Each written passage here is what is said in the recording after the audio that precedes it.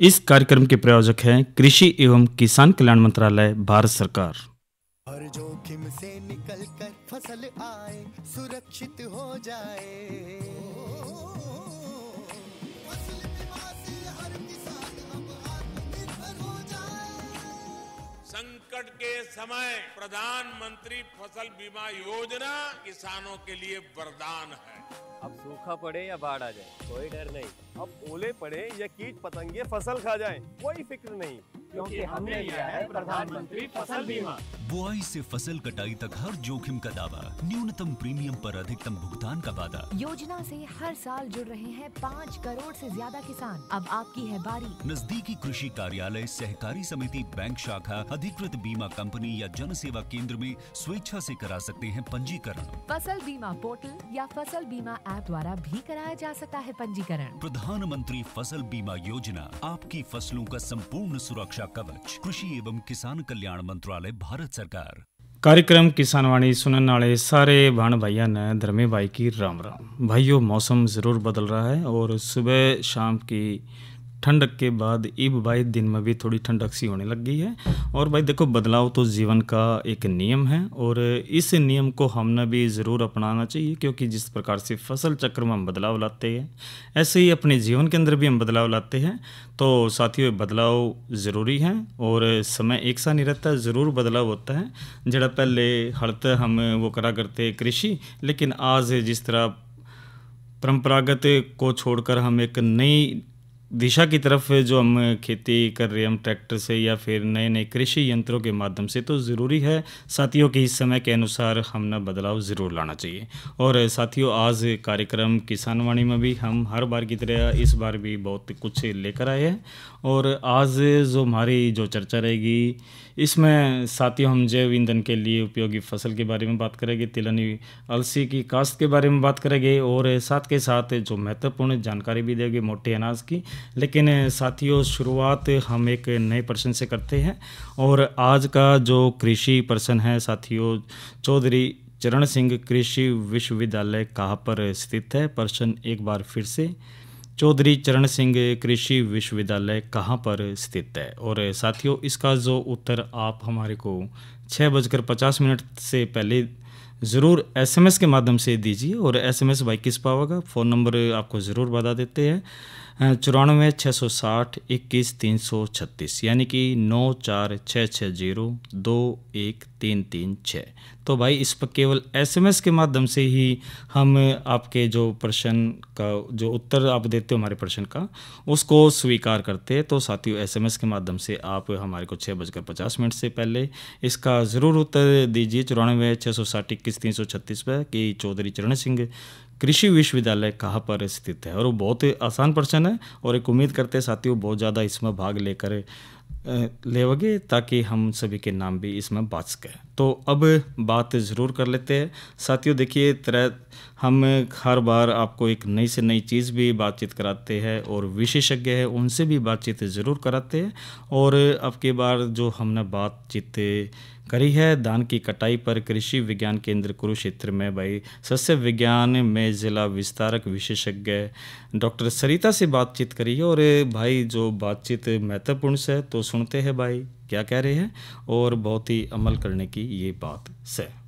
किसान भाइयों नमस्कार, मेरा नाम डॉक्टर सरिता है। मैं कृषि विज्ञान केंद्र कुरुक्षेत्र, जो चौधरी चरण सिंह हरियाणा कृषि विश्वविद्यालय के अंतर्गत आता है, इसमें सस्य विज्ञान विभाग में जिला विस्तार विशेषज्ञ के पद पर कार्यरत हूँ। किसान भाइयों, जैसा कि आजकल का समय चल रहा है, धान की कटाई जो है वो जोर शोरों से चल रही है। आप सब बहुत अच्छे से धान की जो फसल है उसको काट रहे हैं और इसके बाद अब अगली जो गेहूं की फसल आएगी उसके लिए बिजाई के लिए भी सोच रहे होंगे। जैसा कि हम जानते हैं कि करनाल कुरुक्षेत्र का जो क्षेत्र है धान और गेहूं के लिए मुख्य रूप से जाना जाता है। हम अगर बात करें तो हरियाणा की धान की बेल्ट इस एरिया को ही बोला जाता है। लेकिन किसान भाइयों, क्योंकि ये दोनों फसलें इतनी महत्वपूर्ण हैं, हम इनका ध्यान करते हुए इनको उगाते हैं, पर साथ ही साथ इसमें एक महत्वपूर्ण विषय है जिसके बारे में बात करना बहुत ज़रूरी है। वो विषय है धान की पराली यानी फसल के अवशेष का उचित प्रबंधन। अब किसान भाइयों, आप सबको गेहूं की बिजाई के लिए ज़्यादा समय नहीं मिलता, इसलिए कुछ किसान भाई सोचते हैं कि धान की जो पराली है उसको खेत में ही आग लगा दी जाए, जो बिल्कुल गलत है। हम आपसे यही निवेदन करेंगे, धान की पराली है उसको जलाने की बजाय उसका उचित प्रबंधन करें। तो आज इसी विषय पे मैं कुछ मुख्य बिंदु आपको बताना चाहती हूँ। सबसे पहले बात करते हैं कि जो फसल अवशेष हैं इनको जलाने से क्या नुकसान होते हैं।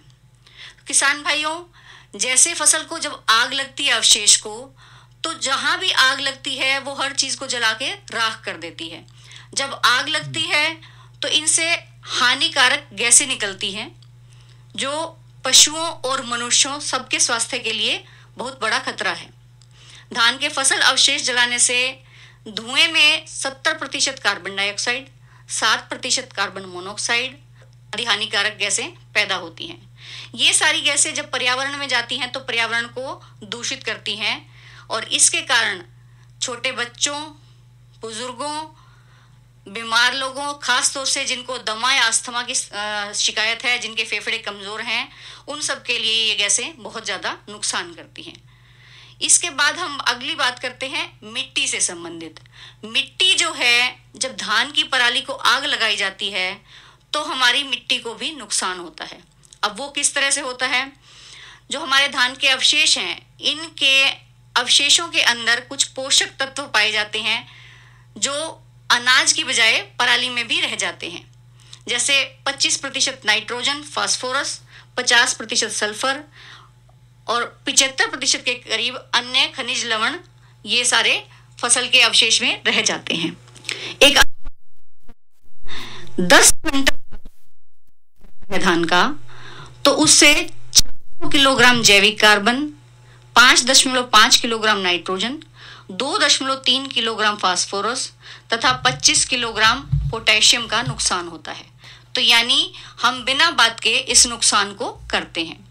इसके अलावा जब धान की पराली को खेत में किसान भाई आग लगा देते हैं तो उससे मिट्टी में जो सूक्ष्म जीवाणु हैं, केंचुए हैं, मित्र कीट हैं, वो भी जलकर खत्म हो जाते हैं। तो ये भी एक नुकसान होता है। इसके अलावा जब आग लगती है तो उसके ऊपर लगभग 2 इंच की एक राख की परत बन जाती है जो जलकर कठोर हो जाती है। ये जब राख जमा होती है तो इसके कारण भूमि में वायु और जल का संचार अच्छे तरीके से नहीं हो पाता। आग जलाने से धुआं पैदा होता है तो राजमार्गों और सड़कों पर इस धुएं के कारण दुर्घटनाएं होने की संभावना भी बढ़ जाती है। फसल के अवशेष को जलाने की बजाय इसको जमीन में मिलाएं तो इसके क्या फायदे हो सकते हैं। फसल अवशेष प्रबंधन हम अलग अलग तरीकों से कर सकते हैं। जैसे एक तो ये है कि आप खेत के अंदर ही यानी इन सीटू प्रबंधन करें।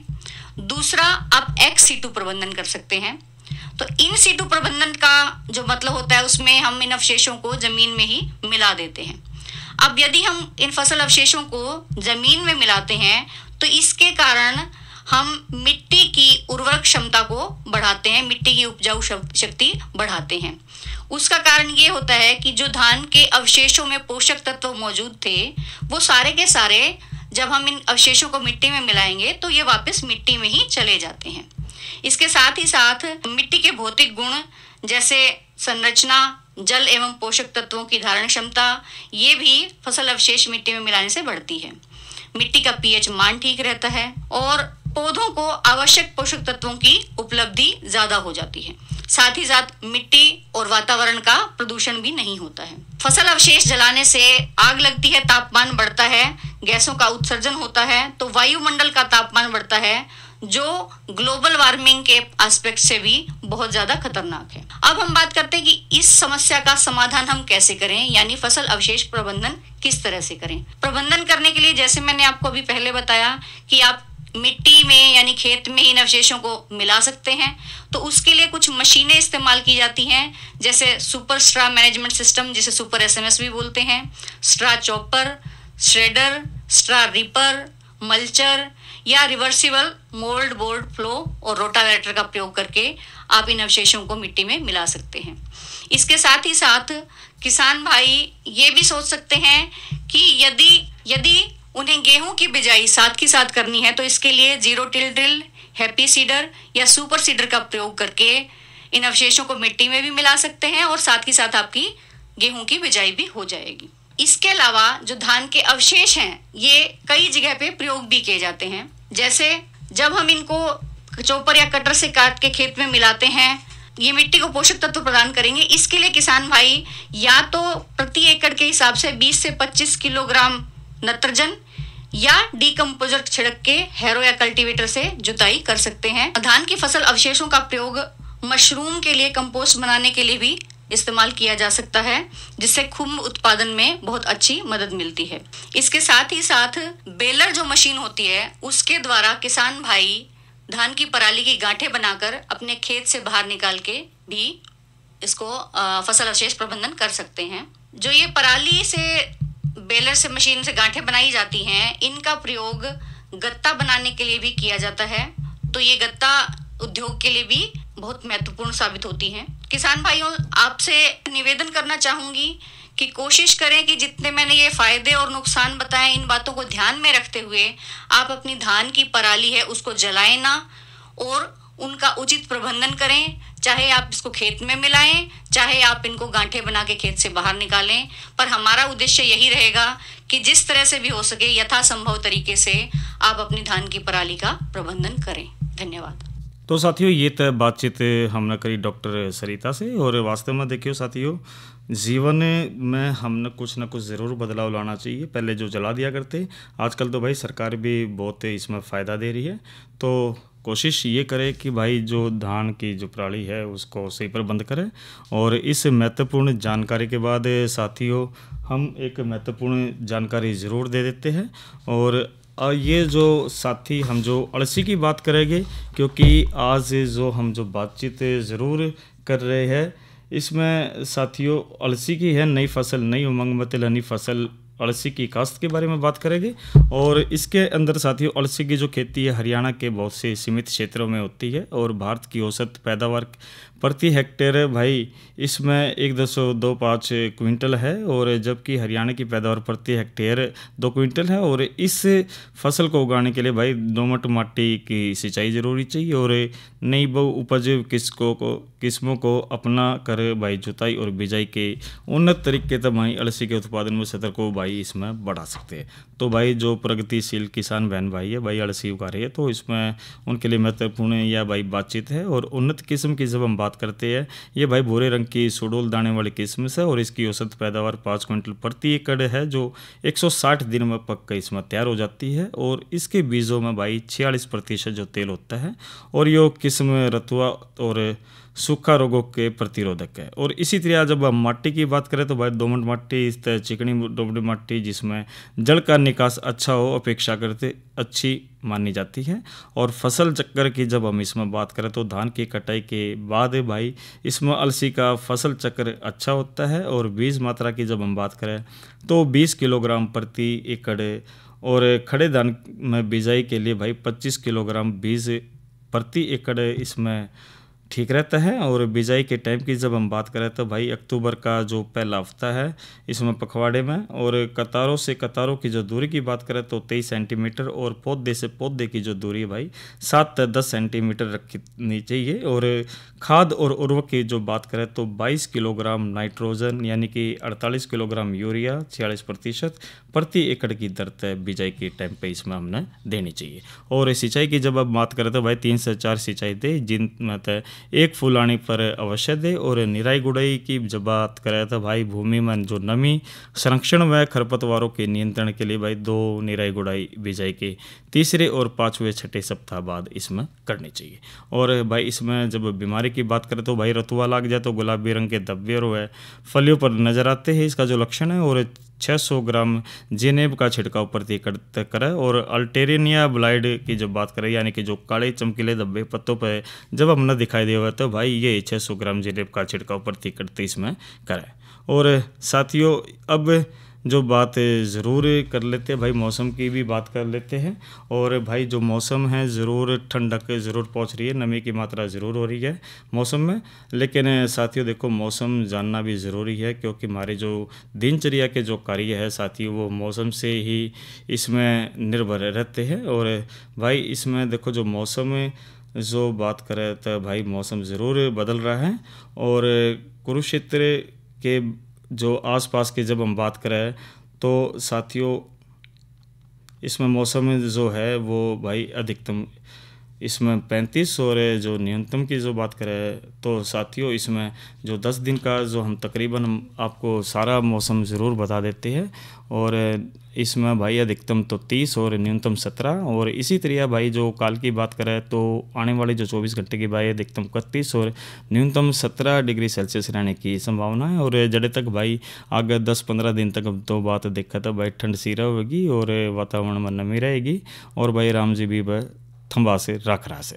तो साथियों अब बात ज़रूर कर लेते हैं कि भाई जो कार्यक्रम कल है उसमें हम क्या लेकर आ रहे हैं। साथियों देखो जो 29 तारीख है कल रविवार और थारी चिट्ठी हमारे गीत कार्यक्रम ज़रूर लेकर आते हैं। और 30 तारीख को जो हम बातचीत ज़रूर आपको भाई किसानवाणी कार्यक्रम में जो चर्चा करेंगे यूरिया गोल्ड के बात करेंगे। और आज की नसीहत में हम जो सोमवार को लेकर आ रहे हैं ट्रैक्टर में ईंधन किस तरह बचाव है और प्राकृतिक खेती कीट नियंत्रण के लिए भाई इसमें तो बात ज़रूर हम इसमें करेंगे। तो साथियों ये तो रही सोमवार के कार्यक्रम।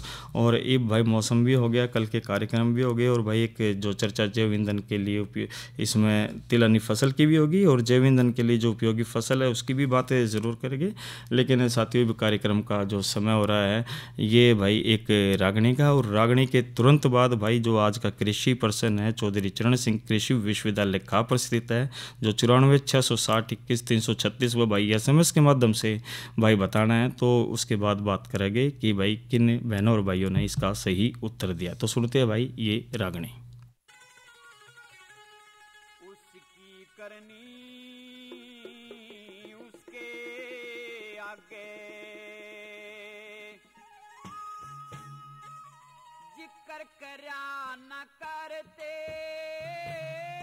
मरती बरियां दुश्मन के सरे दोष धैर्या न करते उसकी करने उसके आगे जिक्र करा न करते मरती बरियां दुश्मन के सरे दोष धैर्या न करते।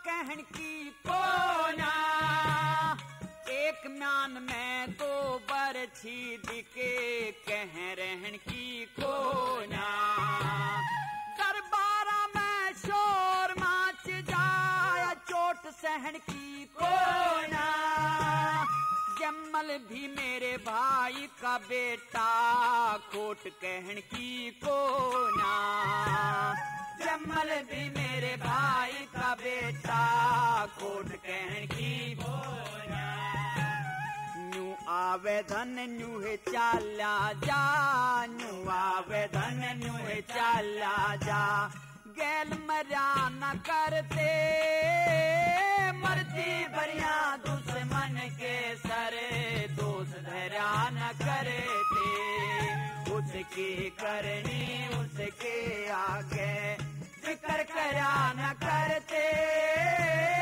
मरती बरिया दुश्मन के सरे दोष धैर्या न करते।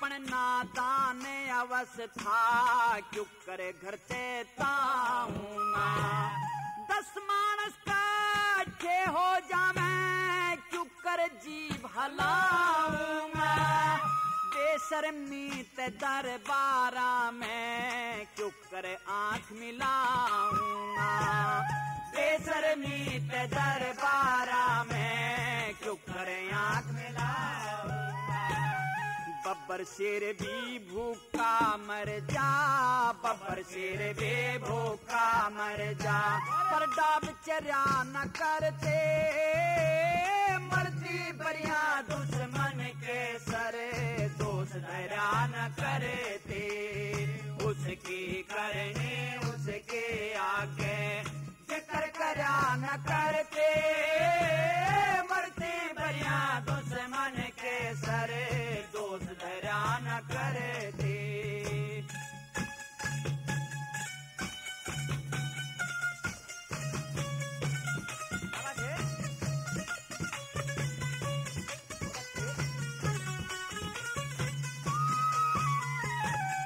एक बेल के दो तुम्बे हो, एक ही हो से उनकी जात, एक फिर गलिया में बजता एक साधु संता के साथ, एक बाप के दो बेटे हो, एक ही उनका हो से गात, एक पैसर बदनामी धर ले, एक करे पंचा में बात, एक पैसर बदनामी धर ले, एक करे पंचा में बात, पेज के ऊपर जहर का प्याला, पेज के ऊपर जहर का प्याला, घूंट भरा न करते मरती बढ़िया दुश्मन के सरे, दोष धरा न करते उसके करने उसके आगे, जिक्र करा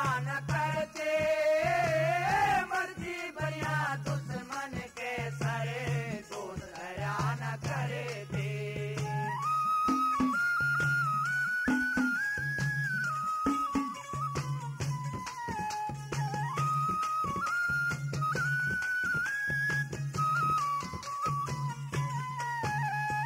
हाँ मंगराम कहे इस दुनिया में अपना प्यारा घर लागे, न्यू ने बिकुआ सब तरिया ते मरे लागे, बद से तो बदनाम बुरा मन, बदनामी ते डरे लागे, तमने इसी कसूती बात कही मेरा धरती के मसरे लागे, इसी कसूती बात कही मेरा धरती के मसरे लागे, भाई गला बैर करे वो, भाई गला बैर करे वो, कदे तिरिया न करते मरती बरिया दुश्मन के सारे, दोष धरा न करते उसके करने उसके आगे, जिक्र करा न करते मरती बरिया दुश्मन के सारे, दोष धरा न करते। तो साथियों ये तब बातचीत हम रागनी सुन रहे थे, और रागनी से पहले हमने जो बातचीत करी थी, जो आज का कृषि प्रश्न था कि चौधरी चरण सिंह कृषि विश्वविद्यालय कहाँ पर स्थित है, और भाई इसका सही उत्तर है हिसार। और साथियों जिन्होंने उत्तर सही दिया है, साथियों इसका जो नाम है, एक तो गांव उगाला जिला अम्बाला हरियाणा से है, राजेंद्र कुमार, मलकित कौर, आरती रानी, राघव हरमत और परिवार के सदस्यों ने भाई इसका उत्तर दिया है। और इसी तरह साथियों हिसार से ही गांव सातड़ी से मदन कंपोज, प्रियांशु कंपोज और समृद्ध कंपोज ने इसका उत्तर दिया है।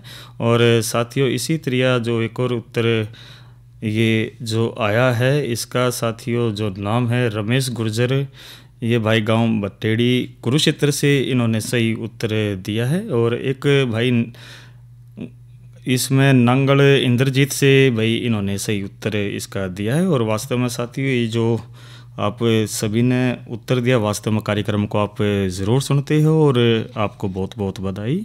और एक प्रार्थना करते हैं कि आगे भी आप अपने ज्ञान को और आगे बढ़ाकर बच्चों को भी एक अच्छी परवरिश दे के साथ आगे बढ़ाओ और उनकी शिक्षा दीक्षा जो आप दे रहे हो साथियों वो आपके नाम को आगे चमकावे। और साथियों अब बात ज़रूर कर लेते हैं जैव ईंधन के लिए उपयोगी फसल के बारे में बात कर लेते हैं, क्योंकि साथियों जो आज जो चर्चा है यह भी बहुत महत्वपूर्ण चर्चा है, क्योंकि साथियों जो इस चर्चा के अंदर साथियों बहुत कुछ छिपा है। और जो जैव ईंधन है इसमें साथियों बहुत ये जो आज बातचीत जो हम कर रहे हैं इसमें कि विश्व जैव ईंधन 2022 पर भारत सरकार ने भाई हरियाणा में इंडियन ऑयल कॉरपोरेशन की रिफाइनरी में भी दूसरी पीढ़ी यानी कि 2G इथेनॉल संयंत्र स्थापित करने की घोषणा की। तो जो इथेनॉल संयंत्र अतिरिक्त आय और हरित ईंधन उत्पन्न करने के साथ साथ भाई जो वायु प्रदूषण को भी कम करने में मदद करता है। तो जैव ईंधन है क्या? देखो, कोई भी हाइड्रोकार्बन इंजन जो किसी कार्बनिक पदार्थ यानी कि जीवित या एक बार जीवित सामग्री से कम समय में यानी कि दिन, सप्ताह या महीने में उत्पन्न होता है, भाई वो जैव ईंधन माना जाता है। और जैव ईंधन की जब हम बात करते हैं तो साथियों जैव ईंधन ठोस, तरल और गैसीय प्राकृतिक हो सकता है। ठोस में भाई लकड़ी, सूखे पौधे की सामग्री और खाद आ जाता है, और तरल में बायोएथेनॉल और बायोडीजल आ जाता है, और गैसीय में भाई बायोगैस इसमें ज़रूर आ जाती है। तो साथियों जो इनका उपयोग प्रतिस्थापन के लिए किया जाता है या परिवहन, स्थिर, पोर्टेबल और अन्य अनुप्रयोग के लिए इसमें डीजल, पेट्रोल या अन्य जीवाश्म ईंधन के अतिरिक्त उपयोग किया जा सकता है। साथ ही इनका जो उपयोग गर्मी और बिजली पैदा करने के लिए भी इसका प्रयोग किया जाता है। और साथियों जो पहली पीढ़ी के लिए, दूसरी पीढ़ी, तीसरी पीढ़ी, चौथी पीढ़ी के लिए भाई विभिन्न श्रेणियों में इसका उपयोग ज़रूर होता है। तो इन पारंपरिक तकनीकों का उपयोग करके भाई चीनी स्टार्च, वनस्पति या तेल या पशु वसा जैसे खाद्य संयंत्रों से बनाया जाता है। और आम भाई पहली पीढ़ी के जैव ईंधन में बायो अल्कोहल, बायोडीजल, वनस्पति तेल, बायो ईंधन, बायोगैस शामिल इसमें है। तो और साथियों अब जो एक और अब महत्वपूर्ण बात ज़रूर कर लेते हैं जैव ईंधन की, तो हमने बता दी, इसको आगे हमने बढ़ाना चाहिए। और इसी तरह भाई जो मोटे अनाज का भी ज़रूर सरकार पूरा हंगा लगा रही है, और हंगा हम भी लगा रहे हैं, क्योंकि साथियों जो वर्तमान समय में मानसिक स्वास्थ्य संबंधित समस्याओं को काफ़ी तेज़ी से बढ़ते जा रही है। तो साल 2019 में कोरोना महामारी के बाद जो मानसिक स्वास्थ्य संबंधित समस्याओं का काफ़ी बढ़ गई है, और कई शोधों से पता चला कि भैया जो समस्या लगभग सभी उम्र के बच्चों में है। तो साथियों जो मोटा अनाज, जो मिलेट्स को ज़्यादा से ज़्यादा प्रयोग में लाओगे तो साथियों कोई भी बीमार नहीं पड़ेगा। और साथियों इस अब कार्यक्रम में इतना ही। और आज के कृषि कार्यक्रम किसान वाणी के जो प्रायोजक थे कृषि एवं किसान कल्याण मंत्रालय भारत सरकार, तो एक उम्मीद करते कि आप सभी कार्यक्रमों से प्रेरणा लेकर भाई एक आगे बढ़कर आप अपने ज्ञान को आगे बढ़ाओ और देश के उन्नत में हमने अपना महत्वपूर्ण योगदान दे। तो इन्हीं शब्दों के साथ आज के कार्यक्रम किसान वाणी में भाई धर्मे भाई को दीजिए इजाज़त। अच्छा भाइयों, राम राम।